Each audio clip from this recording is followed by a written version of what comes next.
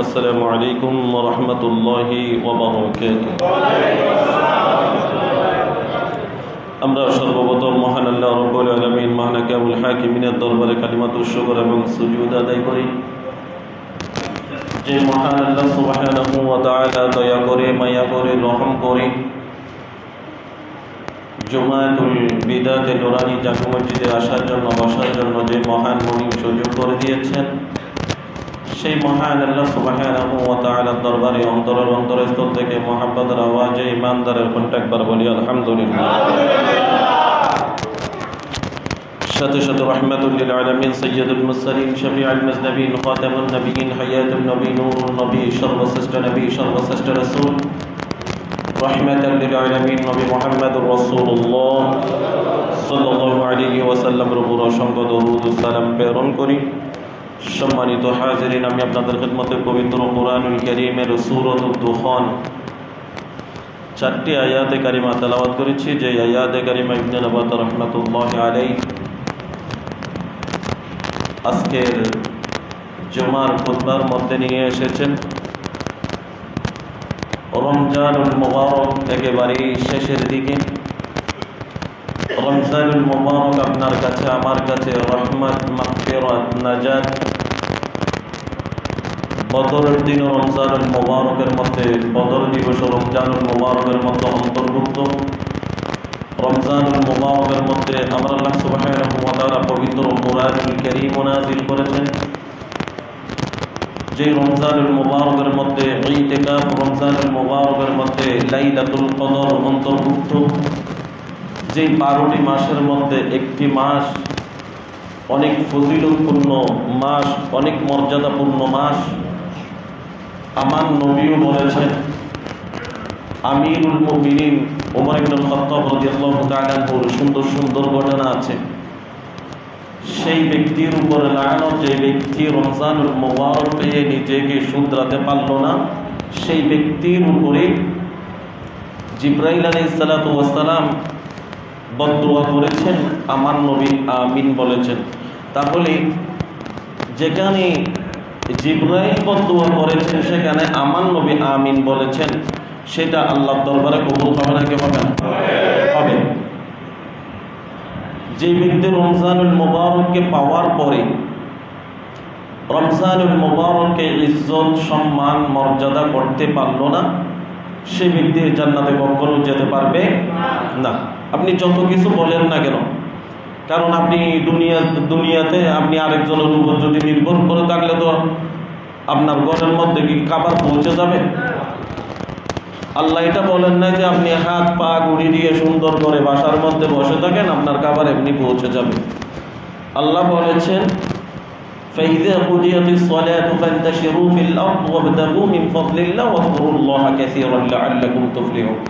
আল্লাহ বলেন আমি নামাজ ফরজ করেছি, নামাজ আদায় করো। নামাজ আদায় করার পরে মসজিদের মধ্যে বসে থাকতে হবে না। নামাজ আদায় করেছো, আরবিক কান্ট্রিতে আপনি দেখেন যেটা আল্লাহ ফরজ করেছে সেটাকে বেশি গুরুত্ব দিবেন, কারণ এটা পুঙ্খানুপুঙ্খানুভাবে আপনাকে হিসাব দিতে হবে। কেন? আল্লাহ আপনাকে নিয়ামত হিসাবে সারা 3 হাত বৌড়ি এমনি দেন নাই, যেখানে যেটা প্রয়োজন লাগানো সেখানে সেটা লাগিয়েছেন। এজন্য আমি বলি আপনি দুনিয়ার সব কিছু করতে পারেন, এমন লোক আপনি পাবেন, এমন লোক আপনি পাবেন এই যে রমজানুল মুবারক আসার জন্য, কারণ ওনার নসিবে নাই যে মসজিদ কাছে, ওনাকে আল্লাহ এদিকে ঢুকাচ্ছেন না, ওনার দিকে ওনার কর্ম নিয়ে ওনার জীবন নিয়ে উনি আছে। কারণ এই জীবন তো জীবনও নেয় না।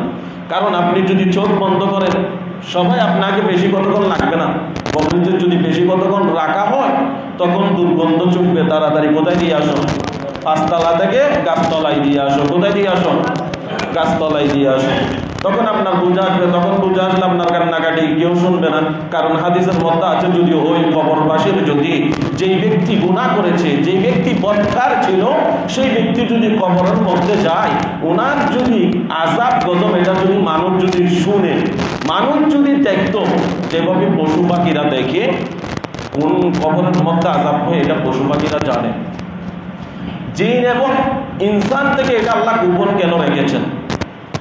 আল্লাহ বলেন এটা আমি গোপন রেখেছি এই জন্য যদি তোমরা দেখতে আমার নবী যেভাবে দেখেছেন। এজন্য আমার নবী বলেন আমি যা জানি তা তোমরা জানো না, আমি যা দেখি তা তোমরা দেখো না। সহজ কথা। তাহলে নবীর সমান হওয়া যাবে? যদি এটা যদি উপেন করে দিত, তখন আমার আল্লাহ বলেন যদি আমি যদি এটা যদি কবরের আযাব যদি ওপেন করে দিতাম, মানুষ দেখতো, তাহলে উনি পরিজন নিয়ে ছেলে মেয়ে নিয়ে আর চিন্তা করতো না, আর পরিবারের মধ্যে থাকতো না। এমন এক জায়গার মধ্যে গিয়ে শুধুমাত্র আমি আল্লাহর পাগল হয়ে যেত। সুবহানাল্লাহ। তো কুরআনুল কারীম দিয়েছেন আফালা ইয়াতাফাক্কারুন আফালা তাতাযাক্কারুন। আল্লাহ তো বলেছেন আমার কুরআনুল কারীম নিয়ে একটু রিসার্চ করো, আমার কুরআনুল কারীম একটু তেলাওয়াত করো, আমার কুরআনুল কারীম একটু কুরআনুল কারীম নিয়ে একটু চিন্তা ভাবনা করো। এই যে অনেকে আছে কুরআনুল কারীম এখন তুলে রাখবে, আপনি কিনেছেন ঘরের মধ্যে, এটাকে বছরকে বছর আপনি ধরেনও না, আপনি পড়েনও না, তাহলে আপনার ওই ঘরের মধ্যে কেমনি রহমত আসবে আপনি আমাকে বলেন। এই জন্য আমি বলি রহমতের দরজাটা আপনি বন্ধ করে দিয়েছেন। একটা দরজা যখন বন্ধ থাকে ওইদিকে মানুষ প্রবেশ করতে পারে, তো তালা ভেঙে প্রবেশ করবেন আর কি। তালা ভাঙার জন্য অনেক কষ্ট হয় নাকি হয় না? জোরপূর্বক কি কিছু আদায় করা যায়? কথা বলেন না, জোরপূর্বক কিছু আদায় করা যায়? তাহলে রহমত যদি আপনি পেতে চান, শান্তিতে যদি থাকতে চান, তাহলে রহমত পাওয়ার জন্য নবীর মাধ্যমে কোথায় যেতে হবে? আল্লাহর কাছে যেতে হবে। নবী যদি রাজি খুশি হয়ে যায় তাহলে তো আপনি জান্নাত পেয়ে যাবেন। কারণ নবীকে যদি আপনি রাজি খুশি করতে পারেন, তাহলে আপনার উপরে কে রাজি খুশি হয়ে যাবে? আল্লাহ রাজি খুশি হয়ে যাবে। তো আল্লাহ যদি রাজি খুশি হয়ে যায়, যদি নবী বলে আমার এই উম্মতকে জান্নাত দিয়ে দাও, আল্লাহ বলবেন নিয়ে যান। সুবহানাল্লাহ বলবেন। এই যে আয়াতে কারিমা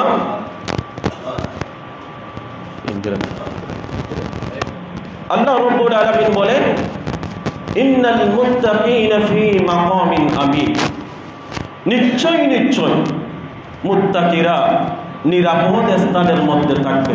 সুবহানাল্লাহ। এখন মুত্তাকি কারা, পরহেজগার কারা? এক কথায় এক বাক্য ব্যাখ্যা বিশ্লেষণে যাব না। কুরআনুল কারীমের মধ্যে যা বলেছেন, আমার নূরুন নবী হাদিসের মধ্যে যা বলেছেন, ঠিক তেমনি ভাবে আপনার জীবনটা পারিবারিক জীবন, সামাজিক জীবন, আপনার ছেলে মেয়ের জীবন, আপনার দায়িত্ব যখন আপনি দায়িত্ববান মানুষ হিসাবে আপনি যদি বলেন যখন ছেলে আমার অবাধ্য হয়ে গেছে, ছেলে অবাধ্য হবে না। ছেলেকে তো আপনি ছোট থাকতে আপনি সুন্দর করে হাতে ধরে মসজিদে আনেন নাই, ছেলেকে আপনি একটি হাদিস শোনান নাই, ছেলেকে ভালো উপদেশ দেন নাই। কারণ বড়দেরকে কিভাবে সম্মান করতে হবে, ছোটদেরকে কিভাবে স্নেহ করতে হবে।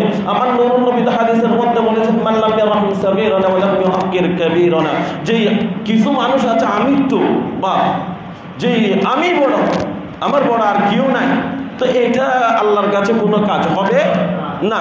কারণ এটা আপনার কাছে অহংকার চলে এসেছে। আপনি হজ করেছেন, আরেকজন হজ করতে পারতেছে না, ওনাকে আল্লাহ তৌফিক দেন নাই, ওনাকে টাকা পয়সা আছে কিন্তু কপালে তো নাই, এটা আপনি বুঝলেন না। হ্যাঁ আমি তো আমার টাকা কিন্তু আমি হজ করে আসছি, এটা আপনার ভিতরে কি শয়তানে কি করে দিয়েছে, অহংকার ঢুকিয়ে দিয়েছে। আপনার হজ সব শেষ, সব ইবাদত বন্দেগী 1 মিনিটের ভিতরে কি হয়ে যায়, শেষ হয়ে যায়। এই যে আপনি টাকা পয়সা উপার্জন করাটা অনেক কঠিন, কিন্তু খরচ করার জন্য 1 ঘন্টা লাগেনি, লাগে না। তাহলে ভালো কাজ আপনি করবেন, ওই ভালো কাজকে যদি আপনি 1 মিনিটের ভিতরে যদি মিশিয়ে দেন তাহলে এটা কখনো লাভবান হবেন না। আল্লাহ বলেন ইন্নাল মুত্তাকিনা ফি মাকামিন আমিন, যারা কোরআন এবং হাদিস অনুযায়ী আমল করেছে তারা হলো আমি আল্লাহর কাছে বেশি প্রিয় মুত্তাকি বান্দা। ইন্না আকরামাকুম ইনদাল্লাহি আতকাকুম, আল্লাহ বলেন তোমাদের মধ্যে সবচেয়ে বড় সম্মানী ব্যক্তি হচ্ছে আমার কাছে ওই ব্যক্তি যেই ব্যক্তি বেশি পরহেজগার, বেশি মুত্তাকি হচ্ছে। আওয়াজ দিয়ে বলেন সুবহানাল্লাহ। ফি জান্নাতিন ওয়া উয়ুন, যে জান্নাত আল্লাহ দিবেন সেই জান্নাতের মধ্যে আপনি যা চান, সূরা ওয়াকিয়ার বাংলা অনুবাদটুকু পড়বেন। আপনি এখন তো আমাদের কোনো কিছু প্রয়োজন হলে ভাই আমার 1000 টাকা প্রয়োজন, আমার ওইটা লাগবে, আমার ওইটা লাগবে, এটা কি মুখে কি করতে হয়, বলতে হয়। কিন্তু আল্লাহ বলেন তোমার মুখে বলতে হবে না, শুধুমাত্র তুমি কল্পনা করেছো, অন্তরের মধ্যে আনবে আল্লাহ আমার যদি একটা গাড়ি থাকতো, আমার যদি অমুক জিনিসটা আমার বেশি খেতে মন চাচ্ছে। আল্লাহ বলেন শুধু তুমি অন্তরের মধ্যে আনবে, মুখে বলতে হবে না, সাথে সাথে আমি আল্লাহ ফেরেশতাদের মাধ্যমে জান্নাতের মধ্যে ওই নাজ নিয়ামত দিয়ে দিব। আওয়াজ দিয়ে বলেন সুবহানাল্লাহ। এরপর আল্লাহ বলেন ইয়ালবাসুনা মিন সুনদুসিন ওয়া ইস্তাবরাকিন মুতাকাবিলিন, যে আল্লাহ সুবহানাহু ওয়া তাআলা জান্নাতীদেরকে যেই পোশাক পরিধান করাবে সেটা একেবারেই পাতলা হবে, রেশমি কাপড় যেই রকম তার চেয়ে আরো আরামদায়ক হবে। আল্লাহ বলেন আমি জান্নাতীদেরকে এমন একটি পোশাক দিব যেই পোশাকটা ওনাকে যদি খুলতে বললেও উনি খুলবে না, এরকম আরামদায়ক পোশাক দিব। সুবহানাল্লাহ বলেন। তাহলে সূরা দুখানের 51, 52, 53, 54 নাম্বার আয়াতের বাংলা অনুবাদটুকু আমি বলতেছি, আমি ব্যাখ্যা বিশ্লেষণের মধ্যে যাব না। কাযালিকা ওয়াসাওয়াজনাহুম বিহুরিন ঈন, আপনারা সবাই কম আর বেশ শুনেছেন, বলতেছে জান্নাতে যদি যায় তাহলে হুরে গিলমা দিবে, হুর দিবে। হুর মানে এমন সুন্দর সুন্দর নারী দিবে যেই নারীদের হাইজ নেফাস এটা থাকবে না। তাহলে আপনি একটু করে চিন্তা করে দেখেন, আমার নূরুন নবী হাদিসের মধ্যে বলেছেন এই যে চোখের পুতুলি যেটা সেটা এমন কালো হবে বলার মতো না, কিন্তু আর চোখের চতুর্দিকে চেহারাটা এমন সুন্দর হবে, আমার নূরুন নবী বলেন চন্দ্র এবং সূর্যের চেয়ে বেশি সুন্দর হবে। উচ্চ আওয়াজ দিয়ে বলেন সুবহানাল্লাহ। যদি জান্নাতের হুরে গিলমা যদি পানি পান করে, তাহলে এই যে আপনি পানি পান করলে কি এদিকে দেখা যায়? এখন দেখা যায় না, কিন্তু এমন সুন্দর যে আল্লাহকে পাওয়ার জন্য আপনি সব কিছু করেছেন, সেই আল্লাহ আপনাকে পুরস্কার দিবে নাকি দিবে না? আল্লাহি আল্লাহর কসম করে দিবে। কারণ কোরআনুল কারীমের কথা আপনি যদি বিশ্বাস না করেন, কোরআনুল কারীমের মধ্যে আল্লাহ বলেন হুর দিব আমি, তাহলে এটা আমার নবী আবার হাদিসের মধ্যে ব্যাখ্যা বিশ্লেষণ করেছেন। এই কথা যদি আপনি না মানেন তাহলে সাথে সাথে ঈমান কি হয়ে যাবে? চলে যাবে। তাহলে হুরে গিলমা যদি পানি পান করে, সেটা পানি পান করতেছে যে আপনি দেখতে পারবেন। উচ্চ আওয়াজ দিয়ে বলুন সুবহানাল্লাহ। তাহলে প্রিয় ভাই, আপনি রমজানুল মুবারক রোজা রেখেছেন, আরেকটি হাদিসের মধ্যে আছে রমজানুল মুবারকের রোজাদার ব্যক্তি কিয়ামতের ময়দানে যখন উঠবে, ওনার মুখ থেকে মেশক আম্বরের সুগন্ধে যাবে, যে মানুষেরা বুঝতে পারবে উনি দুনিয়ার জমিনের মধ্যে রোজাদার ছিল। রোজাদার ব্যক্তির পুরস্কার অন্যরকম, অনেক বেশি, কারণ এই রোজাকে আপনি এই বছর রোজা পেয়েছেন। হ্যাঁ, আমি দেখেছি, এখানেই দেখেছি যে একটু দ্বিধাবোধ করে না, এই যে আপনি সম্মান যদি নিতে জানেন তাহলে আপনি সম্মান পাবেন, আপনি বড় আপনি সম্মান পাবেন, আপনি ছোট হ্যাঁ আপনি স্নেহ পাবেন। এখন যদি আপনি ওপেনলি মুসলমানের ঘরে জন্মগ্রহণ করেছেন, আপনি মনে করেছেন আমি লাইলাতুল কদরের নামাজ তো পড়েছি, হ্যাঁ আমি 83 বছর 4 মাসের একেবারে ইবাদত করে ফেলেছি, সব হাক্কাতা আদাতা বন্ধ করে আপনি চলে গেলেন, তাহলে এটা আল্লাহর সাথে সুসম্পর্ক থাকবে? একজন মানুষের সাথে যদি আপনার সুসম্পর্ক থাকতে হয় তাহলে ওনার কাছে আসা যাওয়া লাগে কি লাগে না? লাগে। এই রমজানুল মুবারকের ভিতর আপনি একেবারে ফজর নামাজ পড়ে যাচ্ছেন, এইরকমের মধ্যে সিগারেট খাচ্ছেন, তো আপনি একটু করে চিন্তা করে দেখেন, আপনি বলবেন, আপনি এটা বলতে পারেন হুজুর আপনি তখন কি ডাক দিতে পারেন না? না, আমি ডাক দিই না। কেন? ওখানে 2 রকমের কথা হতে পারে। যারা এখানে এই দিকে প্রস্তাব করতো আমি দেখেছি, আমি ডাক দিতে পারতাম, কিন্তু ডাক দিলে ওখানে তো হুজুর আমার মতো আমি করবো, আপনার কি প্রয়োজন? হ্যাঁ, অনেক ক্ষেত্রে দেখা যায় একজন সিগারেট খাচ্ছে, বাবা সিগারেট খাইও না, এখন আপনাকে কি করতে হবে? নিয়ন্ত্রণ করতে হবে। আপনিও যদি খান ওনাকে বললে এটা হবে না, কারণ আমার নূর নবীর দরবারে একজন যেই ছোট বাচ্চা যখন বেশি মিষ্টি খায় দেখবেন নানিরা বলে, যে বাবারা বলে যে তাতে কি ধরবে? পোকা ধরবে।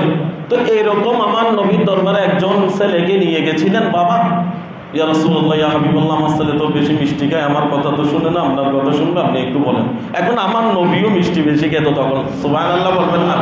কারণ মিষ্টি খাওয়া আমার নবীর সুন্নাত।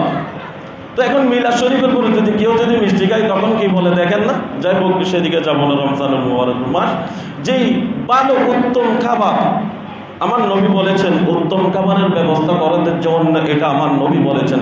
তখন আমার নবীকে যখন এটি কথা বললেন, একটু ইয়া রাসূলুল্লাহ আপনি একটু বলেন না আমার ছেলেকে, কারণ আমার নবীর কথা শুনলে তো মানুষ এমনি কি হয়ে যেত?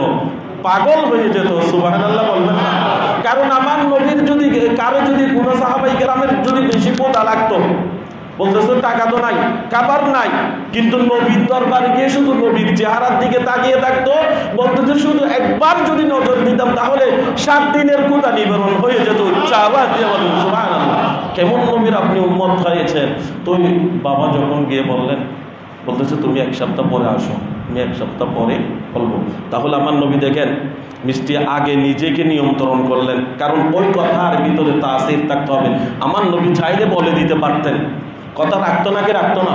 রাখতো, কিন্তু উম্মতকে শিক্ষা দেওয়ার জন্য আমার নবীর সব কিছু উম্মতকে শিক্ষা দেওয়ার জন্য আমার আল্লাহ করিয়েছেন। উচ্চ আওয়াজ দিয়ে বলেন সুবহানাল্লাহ। যখন 1 সপ্তাহ পরে যখন গিয়ে বললেন, তখন আমার নবী যখন সুন্দর করে বললেন, বাবা মিষ্টি কম খেয়ে দেখতেছে কথার তাসির হয়েছে, এরপর থেকে মিষ্টি দিলেও খায় না। তাহলে দেখেন নবী কেমন, যে এটা যদি আপনি যদি একটু করে চিন্তা করে দেখেন, নবীকে যদি পেতে চান তাহলে প্রিয় ভাই আপনাকে নবীর কথাই কি করতে হবে? মানতে হবে। এই জন্য আমি এখানে জুমার খুতবার মধ্যে কেন বলি, এটা আমার জন্য, আপনার জন্য, সবার জন্য, আমি থেকে শুরু করে, কারণ উনি যাতে বলতেন আপনি শুধু আমাকে বলেছেন, তোমাকে বলি নাই। আমি কোরআন হাদিস ভিত্তিক আলোচনা করতেছি। এখানে যদি তোমার গায়ে যদি লেগে যায় তাহলে আমি বলেছি আমার রুমে চলে যাবে। যদি কোনো, আমি মানুষ হিসাবে তো ভুলেই হবে, আমি তো আর আপনাদেরকে বলি না যে আমার ভুল হবে না, আমি সবার সেরা, এটা বলি নাই। আমার আধা ঘন্টা 40 মিনিট বক্তব্যের মধ্যে এই যে স্লিপ অফ টাইম হয়ে যেতে পারে, ভুল হয়ে যেতেই পারে। যদি ভুল হয়ে যায় তাহলে আপনি শুধরাই দেওয়ার নিয়তে যাবেন। আপনি যদি সমালোচনা করেন এটা তো শুধরানো না, এমন কাজ আপনি শুধরাই দিলেন তাহলে আপনি তো সওয়াব পাবেন। একটা কাজ যদি আপনি ভুল করতেছেন, এটা যদি আপনি শুধরাই দিলে সওয়াব পাবেন নাকি পাবেন না? সওয়াব পাবেন। আর যদি আপনার ভিতরে যদি হিংসা চলে আসে, হ্যাঁ হুজুরকে আমি অশুদ্ধ ধরেছি, হ্যাঁ তুমি অশুদ্ধ ধরতে পারবা, তো অশুদ্ধ ধরার জন্য তো অথবা ভুল ধরার জন্য তো যদি জেনে শুনে মানুষ ভুল করে না, যদি মুখ দিয়ে বের হয়ে যায় তখন বের হয়ে যায়। আর ভুল ধরার জন্য একজন মানুষকে ভুল ধরার জন্য হলে তো যেই ইলেকট্রিশিয়ান, যেই ইঞ্জিনিয়ার, যেই পাইলট, যে গাড়ির ড্রাইভার, তাহলে ওনাকে এই পদে কি করতে হবে? সাধনা করতে হবে, চেষ্টা করতে হবে। পরিপূর্ণভাবে এই শিক্ষা অর্জন করার পরে আরেকজন পাইলটকে কি করা যাবে? যদি ভুল করে ভুল ধরা যাবে। যাই হোক, যে আল্লাহ সুবহানাহু ওয়া তাআলা পবিত্র কুরআনুল কারীমের মধ্যে যেই সূরাতুল কাহফের 109 নম্বর আয়াতের মধ্যে আল্লাহর যে নিয়ামত, আল্লাহর যে গুণকীর্তন, রাসূলের যে গুণকীর্তন আপনি যদি এখন থেকে যদি লেখা শুরু করেন, কিয়ামত চলে আসবে। যেই 7 সমুদ্রের পানি, 13 নদীর পানি, আরো পানি যদি নিয়ে আসেন, যদি আপনি এইগুলোকে যদি কলমের কালিতে পরিণত করেন, গাছ বাঁশগুলোকে যদি আপনি যদি যেই কলমে পরিণত করে, সাগরের পানিগুলোকে যদি কলমের কালিতে পরিণত করে লেখা শুরু করেন, তাহলে কিয়ামত এসে যাবে। আল্লাহ এবং রাসূলের গুণকীর্তন কখনো লিখে শেষ করা যাবে না। আল্লাহ রাব্বুল আলামিন বলেন, কুল লাউ কানাল বাহরু মিদাদান লিকালিমাতি রাব্বি লানাফিদাল বাহরু ক্বাবলা আন তানফাদা কালিমাতু রাব্বি ওয়ালাউ জি'না বিমিসলিহি মাদাদা। সুবহানাল্লাহ। এখানেও দেখেন আয়াতের মধ্যে আমার নবীকে আল্লাহ কত মহব্বত করেন। কুল, ও হাবিব আপনি বলে দিন যে আমার নিয়ামত যদি লেখা শুরু করে, সাগরের পানিকে যদি কলমের কালিতে পরিণত করা হয়, গাছ বাঁশকে যদি কলম বানিয়ে যদি কোনো বান্দা বান্দিগণ যদি আমাদের গুণকীর্তন লেখা শুরু করে, তাহলে সাগরের পানি, নদীর পানি, পুকুরের পানি সব শেষ হয়ে যাবে।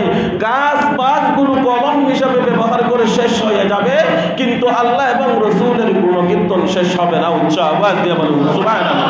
এটা আরো স্পষ্ট করে সূরা লুকমানের 28-27 নম্বর আয়াতে কারিমার মধ্যে আল্লাহ আবার বলেছেন, ওয়ালাউ আন্নামা ফিল আরদি মিন শাজারাতিন আকলামুন ওয়াল বাহরু ইয়ামুদ্দুহু মিন বাদিহি সাবআতু আবহুরিন মা নাফিদাত কালিমাতুল্লাহ ইন্নাল্লাহা আজিজুল হাকীম। যেই বড় বড় সাগর কয়টি? 7টি না? 7টি। আটলান্টিক মহাসাগর, ভারত মহাসাগর, আরব সাগর, এইরকম 7টি সাগর আছে। আল্লাহ বলেন যেই ওয়ালাউ আন্নামা ফিল আরদি মিন শাজারা, আকলাম কলম 1 বছর, আকলাম হচ্ছে বহু বছর, শাজারুন অর্থ গাছ। বলে যে এই যে শাজার কি গাছ বাঁশকে যদি তুমি যদি কলম বানিয়ে দাও, যেই 7 সমুদ্র 13 নদী পুকুরের পানি হতে ধরে সব পানিকে যদি তুমি কালিতে পরিণত করে দাও, তাহলে আল্লাহর কালাম যদি লেখা শুরু করে, তাহলে কখনো যেই আল্লাহর গুণকীর্তন শেষ হবে না।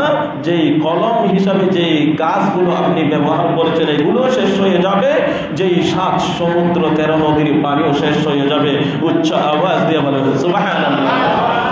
তাহলে পরিশেষে বলবো, এই যে জুমাতুল বিদাকে আপনি বিদায় দিবেন, এই জুমা এটা হচ্ছে রমজানুল মুবারকের মাসের শেষের জুমা। আপনি যদি হায়াত যদি থাকে তাহলে আগামী বছর রমজান মাস পাবেন, না হলে এই রমজানুল মুবারক আপনার পক্ষে হবে অথবা বিপক্ষ হবে। এই জন্য এখনো সময় আছে, আর কয়দিন? 2 দিন অথবা 3 দিন। 2 দিন অথবা কয়দিন? 3 দিন।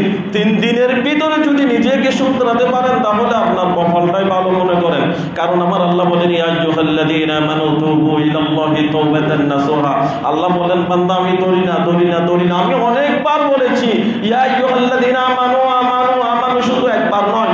আপনি যখন কুরআনুল কারীম পড়বেন, এজন্য আমি বলি আপনার ছেলেকে যদি আপনি একবার, বাবা এদিকে আসো, আম্মু এদিকে আসো, আপনি নাম ধরে ডাকলেন, একবার ডাকলেন, 2বার ডাকলেন, 3বার ডাকলেন, 4বার ডাকলেন, 4বারের পরে কিন্তু যেই রকম একদম শান্ত হোক না কেন, ব্যাদ একটা নিয়ে যাবে নাকি যাবে না? ব্যাদ যখন দেখে ছোট বাচ্চারা ওই যে ব্যাদকে মায়েরকে বুঝতে ও কি করে ভয় পায়, এরকম এটা মুরব্বী বাবারা বলে। এই যে আল্লাহ ধৈর্য ধারণ করে আছেন, আল্লাহ যেভাবে রহমান রহিম গফফার সত্তার জব্বার, কিন্তু আল্লাহ এক সময় কহ্হার হয়ে যাবেন। যেমনি ভাবে আপনার তওবার সূর্য যেই দিন পশ্চিম দিকে উদিত হবে, পশ্চিম দিকে উদিত হবে, তখন আল্লাহ কিন্তু কহ্হার হয়ে যাবে, তখন আর ডাক দিলেও আল্লাহ সেই ডাকে সাড়া দিবে না। কারণ আল্লাহ একবার ডাকেন নাই তো কুরআনুল কারীমের মধ্যে।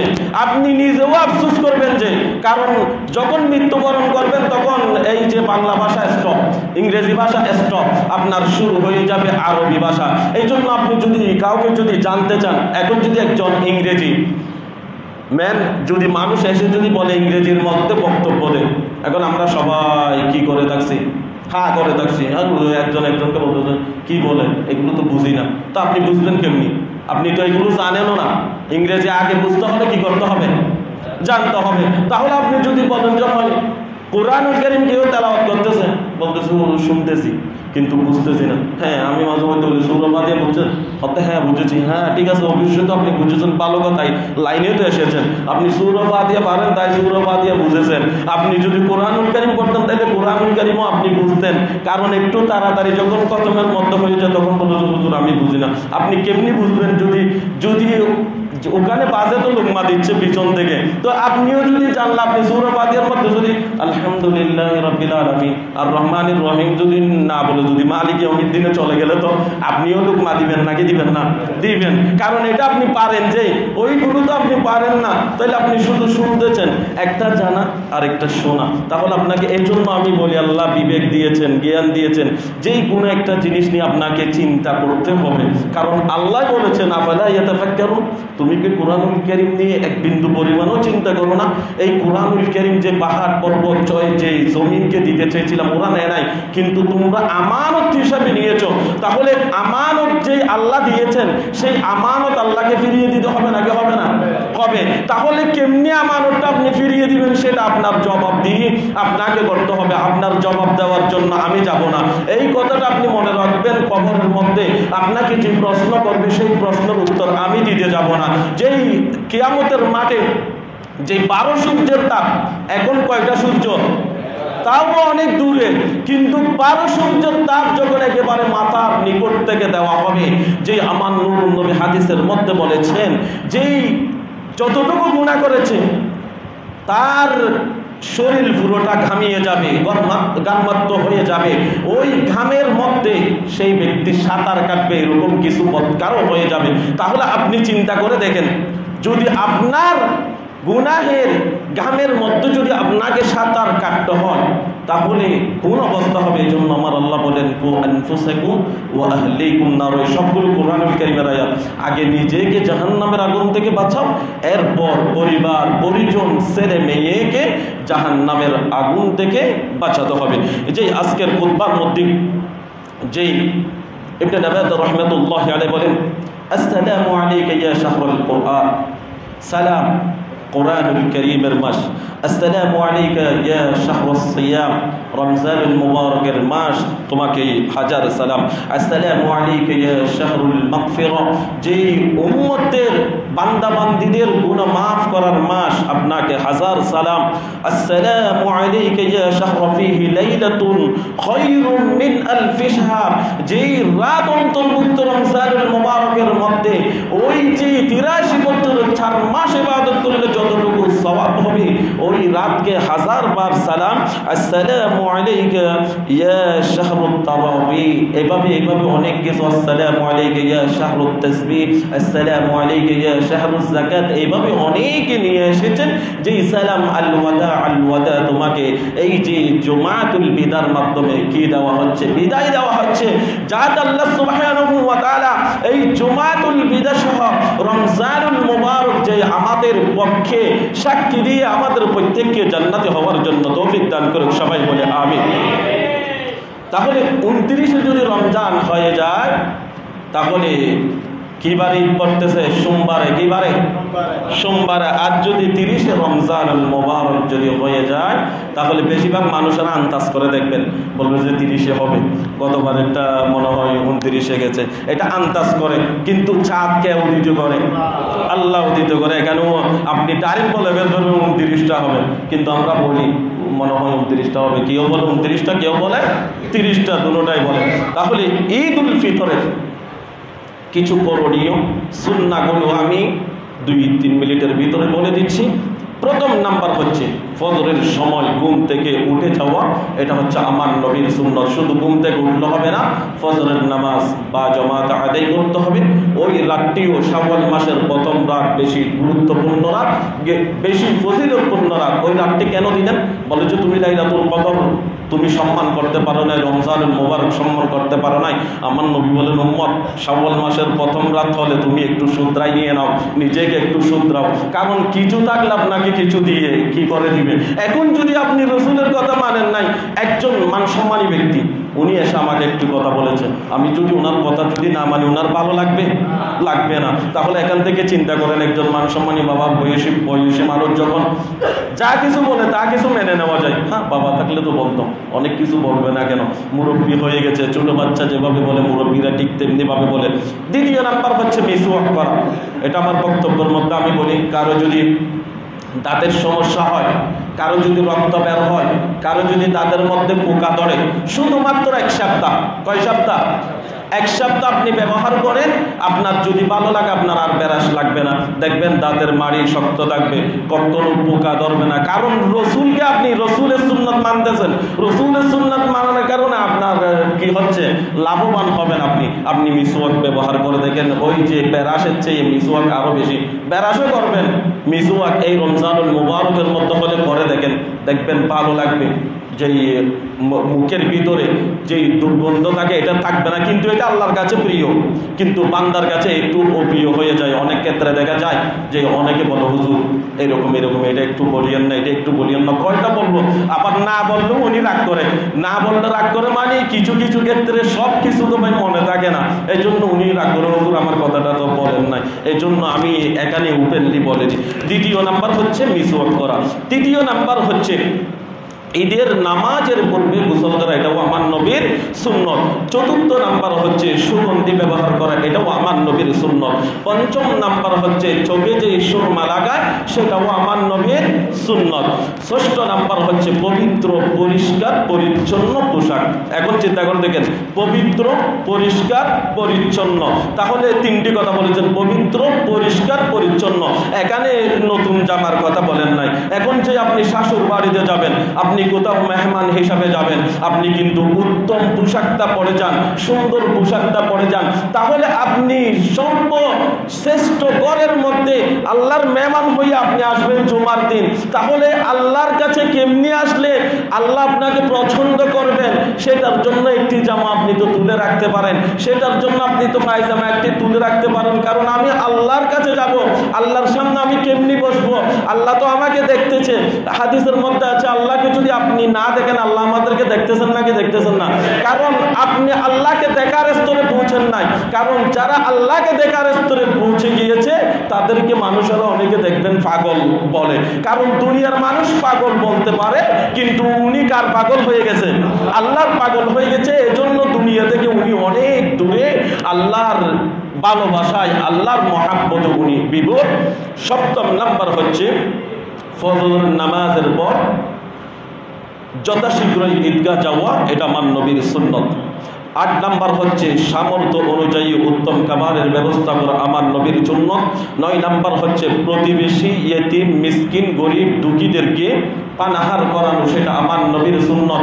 এই যে বড় লোকের কাছে যখন অনেক ক্ষেত্রে যখন গরিব যায় বেজার হয়ে যায়, আর যদি গরিবের কাছে যদি একজন বড় লোক যায় তাহলে গরিব অনেক খুশি হয়ে যায়, সেটার দিকেও আপনি খেয়াল রাখবেন, এটা আমার নবীর সুন্নত। 9 নাম্বার হচ্ছে ঈদগাহে যাওয়ার পূর্বে ঈদুল ফিতরের দিন মিষ্টি জাতীয় জিনিস খেয়ে যাওয়া সুন্নত, আর ওই যে কোরবানের সময় না খেয়ে যাওয়ার সুন্নত। 10 নাম্বার হচ্ছে ঈদগাহে আসার পূর্বে সদকাতুল ফিতর। সদকাতুল ফিতর এটা হচ্ছে ইসলামিক ফাউন্ডেশন নির্ধারণ করে দিয়েছে, সর্বনিম্ন হচ্ছে জনপ্রতি 110 টাকা করে, আর যদি বেশি যদি দিতে চান আপনি দিতে পারবেন। ওই যে জাকাতের যে আয়াতে কারিমা বলেছিলাম, সেই আয়াতের মধ্যে অন্তর্ভুক্ত যারা আছে তাদেরকে আপনি সদকাতুল ফিতর এটা দিতে পারেন। কারণ হাদিসের মধ্যে আছে সদকাতুল ফিতর আপনি যতক্ষণ পর্যন্ত আদায় করে দিবেন না, ততক্ষণ পর্যন্ত আপনার রোজাগুলো আসমান এবং জমিনের মাঝখানে লটকানো অবস্থায় থাকবে। যেদিন আপনি সদকাতুল ফিতর দিয়ে দিবেন, সেই দিন আপনার রমজানের রোজাগুলো আল্লাহর কাছে কবুল হয়ে যাবে। আল্লাহ আমাদেরকে আমল করার জন্য তৌফিক দান করুন। আরেকটি হাদিস যে আমি জাকাতের কথা বলেছি, জাকাত কাদের উপর ফরজ এটাও বলেছি, জাকাত কাদেরকে দিবেন সেটাও বলেছি, জাকাত না দিলে কি শাস্তি সেটাও বলেছি। এখন যদি আপনি এসে যদি আবার প্রশ্ন করেন হুজুর জাকাতের কথা একটু বলেন না, তাহলে ভাই যদি আপনি আমার বক্তব্য শুনেন আসেন, তাহলে আপনি আমার বক্তব্য এদিকে শুনছেন এদিকে বের করে দিচ্ছেন। আর যদি আপনি না আসেন তাহলে আপনি আমাকে এটা বলার আপনি অধিকার রাখেন না, কেননা আপনি আসেন নাই। আমার সময়ে যেটা প্রয়োজন সেটা বলবো, যে আপনি যদি যে যখন বর্ষা হয় তখন যদি আপনি যদি শীতকালে চিন্তা করলে হবে না, এটা হবে না। এই যে আরেকটি হাদিস বলতেছে, আমি এখন শাস্তির কথা বলবো, আর জাকাত দেওয়ার কথা বলবো না। হযরত আব্দুল্লাহ ইবনে আব্বাস রাদিয়াল্লাহু তাআলা আনহু থেকে একটি হাদিস বর্ণিত, রইসুল মুফাসসিরিন আব্দুল্লাহ ইবনে আব্বাস রাদিয়াল্লাহু তাআলা আনহু উনি বর্ণনা করেন, ওনার সময়ে যখন একজন মানুষ ইন্তেকাল করেছেন, উনি বড় লোক ছিল, উনি যখন ইন্তেকাল করেছে ওই সময়ের মধ্যে ওনার জন্য কবর খনন করেছে। কবর যখন খনন করেছে দেখা যাচ্ছে সেখানে একটি সাপ এভাবে চুবল ধরা আছে।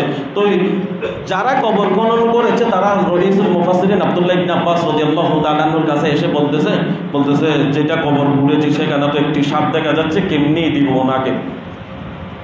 তখন হযরত আব্দুল্লাহ ইবনে আব্বাস বলেন আরেকটি কবর করো। আরেকটি কবর করেছে, সেখানেও একটি সাপ চলে আসছে। আবার আরেকটি কবর খনন করার জন্য বলেছেন। রইসুল মুফাসসিরিন আব্দুল্লাহ ইবনে আব্বাস রাদিয়াল্লাহু তাআলা আনহু, যেই মুফাসসিরের মধ্যে সর্বশ্রেষ্ঠ মুফাসসির হচ্ছে উনি, যেই তাফসীরের মধ্যে সর্বশ্রেষ্ঠ তাফসীর ওনার, তাহলে উনি বলতেছেন তিনটি কবর খনন করার পরে তিনটা কবরের মধ্যে সাপ চলে আসছে, এখন খবর দেওয়া যাচ্ছে না। ওনার পরিজনকে ডাক দিলেন, বলে যে হ্যাঁ উনি নামাজও পড়েছে, রোজা রেখেছে, সব কিছু করেছে, কিন্তু সম্পদওয়ালা কিফটা ছিল যেই জাকাত দেয় নাই, যার কারণে তো রইসুল মুফাসসিরিন আব্দুল্লাহ ইবনে আব্বাস বলেন তাহলে উনি তো বিশ্ব শাস্তি পাবে। কারণ এখানে যদি 14টা না 100টা যদি কবরও করা হয় তাহলে সেখানে সাপকে দিয়ে দিবেন, আল্লাহ দিয়ে দিবেন। বলে যে ওনাকে এভাবে কবর করিয়ে দাও, কবর দিয়ে দাও, দোয়া করতে পারো আল্লাহর কাছে। আপনি আল্লাহ যদি চায়, আল্লাহ যদি রহম করে, তাহলে আল্লাহ মাফ করতেই পারে কারো ওসিলায়। যাই হোক, আল্লাহ আমাদেরকে আমল করার জন্য তৌফিক দান করুক, সবাই বলে আমিন। যেই পরিশেষে বলবো যে অত্র মসজিদের সম্মানিত কমিটির সম্মানিত সদস্য এবং সভাপতির নির্দেশে